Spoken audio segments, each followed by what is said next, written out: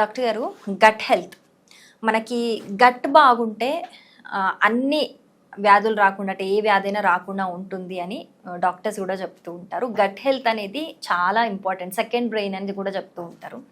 So ఆ gut హెల్త్కి సంబంధించి అది బాగుండాలి అని అంటే ఏం చేయాలి, అండ్ గట్ హెల్త్ పాడవడానికి రీజన్స్ ఏంటి, అండ్ ఇది బాగుండాలంటే రెమెడీస్ ఏమైనా ఉన్నాయా?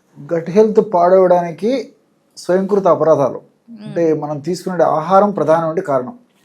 ఈ fast foods, bakery foods, junk foods, ice creams ఇలాంటి ఫుడ్ తీసుకోవడము ఒక రకమైన కారణము. అదేవిధంగా మానసిక ఒత్తిడి ఉండడం కూడా ఒక రకమైన కారణం. స్ట్రెస్ వల్ల కూడా గట్ హెల్త్ స్పాయిల్ అయిపోతుంది. అదేవిధంగా రాత్రిపూట లేట్గా ఆహారం తీసుకోవడం కూడా గట్ హెల్త్ స్పాయిల్ కావడానికి అదొక కూడా కారణం.